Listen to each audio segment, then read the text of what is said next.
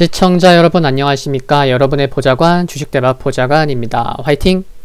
투자는 개인의 판단에 따르지만 이번 영상에 큰 도움이 되시기를 바랍니다. 이번 영상은 도시정비 사업에서 독주를 이어가고 있는 11월 들어서 메이저의 매수가 유입 중인 매수로 돌아선 현대건설 기업 속의 영상입니다. 회사 내용부터 좀 말씀드릴게요. 현대건설은 지난 1950년 1월에 설립되었고요. 1984년에 상장되었습니다. 여기 매출 현황을 보시면 사업 부문으로는 토목, 건축주택, 플랜트 전력 등 이렇게 나눌 수가 있고요. 비중을 보시면 3분기까지예요. 건축주택이 가장 큰 비중을 차지하고 있고 재작년, 작년보다 국내, 해외 모두 비중이 커진 것을 알 수가 있습니다. 그쵸? 3.2, 6.1, 41, 43, 45 그쵸? 이어서 3분기 실적을 살펴보면 녹색 테두리인데요. 3분기 실적은 다소 부진했는데 가장 큰 영향은 해외 공사의 코로나19 영향 때문이었습니다. 물론 작년 3분기 누적 비교 시에도 매출은 이처럼 비슷하게 나오고 있는 상황인데 아직 영업이익이나 순이익 측면에서 이익이 아직 개선되지는 못하고 있습니다. 2019년 이후 지속적으로 해외 손실에 대해 처리 중인데 올해 역시 공기지연 손실 미청구 충당금을 반영해 가고 있죠. 다만 내년은 올해보다는 활발한 공사 진행이 나타날 수 있을 것으로 기대되는 점이 긍정적이고요. 제가 현대건설을 소개 시에 뭐라고 말씀을 드렸죠? 네, 도시정비 사업에서 독주를 이어가고 있다고 말씀을 드렸는데 현대건설은 이 부문 지난해 1위를 기록했고요. 올해에도 4조 4,500억 원 규모의 도시정비 사업 시공권을 따내면서 도시정비 사업 강자로 우뚝 섰습니다. 그리고 현대건설은 국내뿐 아니라 해외 수주도 많이 했는데요.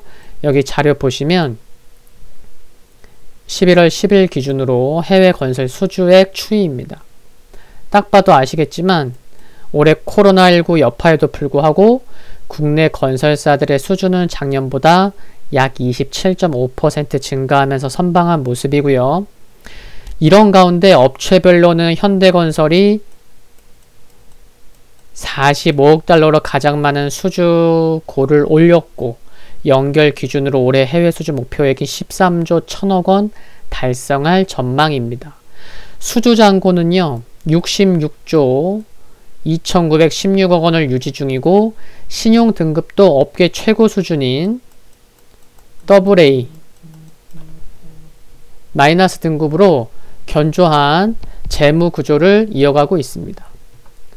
최근에도 1조 2천억 원 규모의 카타르 루사일 플라자 타워 건설 수주를 하기도 했죠. 최근 일주일 사이에. 한편 내년에는 올해 수주한 신규 대형 프로젝트 착공으로 해외 수주 관련돼서 손실폭은 줄어들고 수익성 개선도 가능할 것으로 추정되는 점은 긍정적입니다. 그리고 내년부터 관심있게 볼 부분이 계열사와의 그린 뉴딜 사업 수주인데요. 딱 들어만 보셔도 뭔가 좀 중요할 것 같은 생각이 드시죠? 왜냐하면 현대건설이 자회사 현대비엔지 스틸과 서남의 해상풍력 실증단지 시공 경험이 있고 현대차그룹이 연료전지 연구개발, 한국가스공사와의 충전소 사업 등 그린 뉴딜과 관련된 부분이 있기 때문입니다. 한편 현대건설의 현금 및 현금성 자산 규모는 지난해 말 2조 5,860억 원에서 올해 3분기 3조 6천억 원으로 증가했죠. 거의 1조 원 증가한 셈이죠. 단기 차입금 의존도 역시 지난해 말 32.37%에서 3분기에는 24.2%로 대폭 낮추면서 높은 현금 창출력을 바탕으로 미래 불확실성에 대비하고 있는 것도 알 수가 있고요.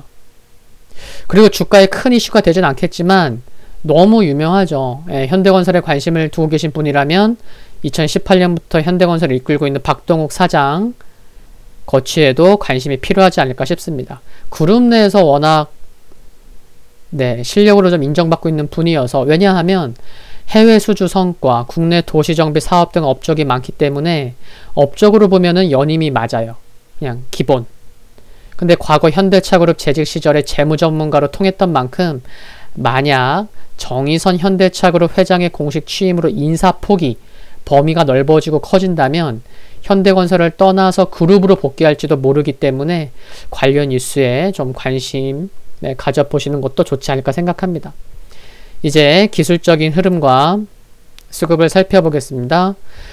우선 거래량 아래 보시면 파랑색이 외국인 보유율이고 빨강색이 기관 누적 순매매인데요. 보시면 뭐 빨강색도 그렇고요. 기관도 그렇고 파랑색도 내내 매도를 하다가 11월부터는 11월 들어와서는 매도를 멈추고, 이게 입질인지 아니면 진짜 이제 중장기로 이제 매수를 해 나가는 초입인지는 아직 정확히 알긴 어렵지만 좀 매수로 돌린 모습입니다. 11월 들어서 수급에서 변화가 감지되고 있다는 거죠.